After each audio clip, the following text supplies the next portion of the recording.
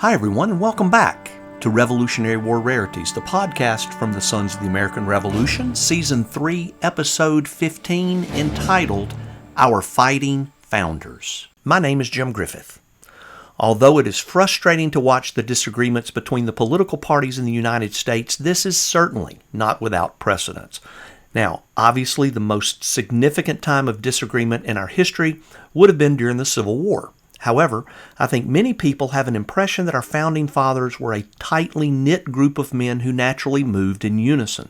Nothing could be farther from the truth. Now, as usual, before we get too far along, we want to encourage you to subscribe to our YouTube channel and click the bell so that you will be notified when each episode is released. Also, make sure and check out our website at www.fastfunhistory.com. Follow us on Instagram. Join our Facebook group and subscribe to Revolutionary War Rarities on your favorite podcast application.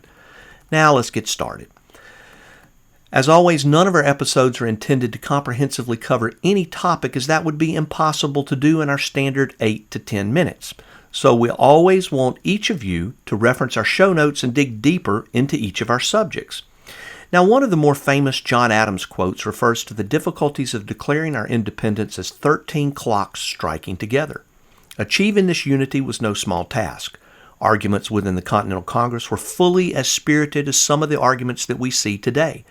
Attacks were not always political either, as they frequently escalated into personal attacks just as they do today. Rivals were not a rare thing during the founding era. Now, those rivalries were not always just between politicians, but occurred in numerous realms, including the military of our fledgling nation. So what are some examples of our Founding Fathers and their many arguments?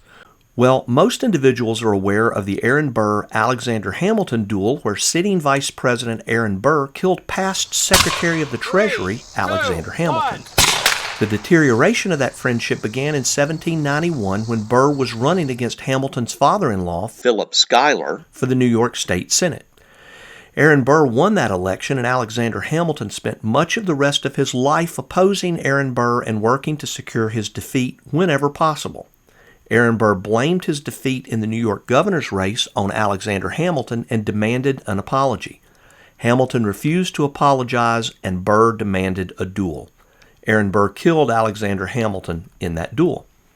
What about John Adams and Thomas Jefferson? Well, John Adams was so impressed with Jefferson that he selected him to write the Declaration of Independence. They got along very well for many years, but that relationship deteriorated significantly based on Jefferson's fear of a powerful central government, which is exactly what Adams favored. That relationship became more complicated over the years of Jefferson serving as Adams' vice president, and ultimately ended up falling apart after the 1800 presidential election. They did not reconcile until 1811, when they began writing letters to each other. The letter writing continued until they both died on the same day, the 50th anniversary of the Declaration of Independence, July 4th, 1826. But there were many Founding Fathers that became bitter enemies, and even support for the Declaration of Independence wasn't unanimous. John Dickinson continued to argue for reconciliation, believing they could convince the British of the issues faced by the colonists. Samuel Adams believed that war was inevitable and that an attempt at reconciliation with the British was just a waste of time. Adams criticized Dickinson, and his comments were basically made public after they were intercepted by the British. This criticism of Dickinson alienated these two Founding Fathers who never reconciled their differences. John Dickinson never signed the Declaration of Independence because of his beliefs. However, he did end up fighting for independence as a member of the Pennsylvania militia. As a matter of fact, there were 8 members of the Second Continental Congress who never signed the Declaration of Independence. John Adams eventually hated Thomas Paine and referred to Common Sense, one of the most famous writings in the history of this nation, as a poor, ignorant, malicious, short-sighted, crapulous mass. One could argue that Thomas Paine was the first person who was able to grasp the real significance of the injustice by the British against the colonies, and was certainly the first to put it into a form understandable by most Americans. In fact, John Adams and Thomas Paine were two Founding Fathers fighting for the same thing, yet they could not find common ground. John Adams disliked Benjamin Franklin.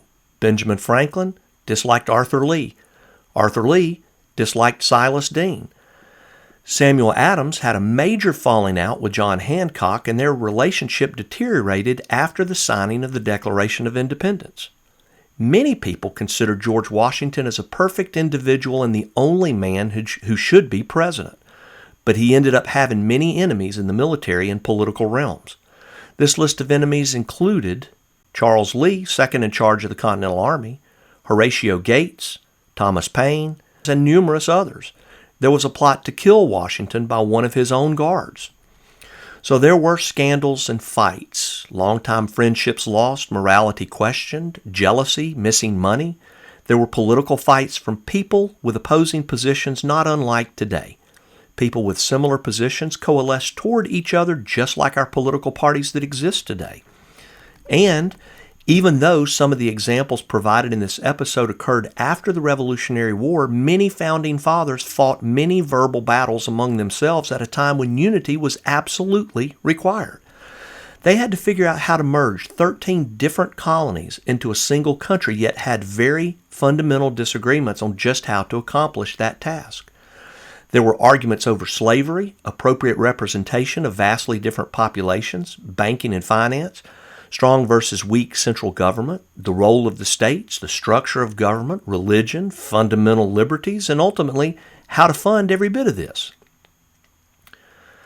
The challenges were significant, and so was the division. And after all, isn't that precisely what we're dealing with today? It's true that our country is fundamentally divided over many things, but that precedence was set long ago, and there's no reason to expect that it's going to stop today. And more importantly, we have survived as a nation through that division for almost 250 years. President Theodore Roosevelt may have said it best when he said, "The government is us. We are the government, you and I." And that, my friends, is another Revolutionary War rarity. To learn more about our fighting founders, we recommend the book Founding Partisans, Hamilton, Madison, Jefferson, Adams, and the Brawling Birth of American Politics by H.W. Brands, available at your local library or wherever books are sold. Please join us again in 2 weeks for the next episode of Revolutionary War Rarities, and we thank you for being with us today. This has been a production of the National Society, Sons of the American Revolution, www.sar.org.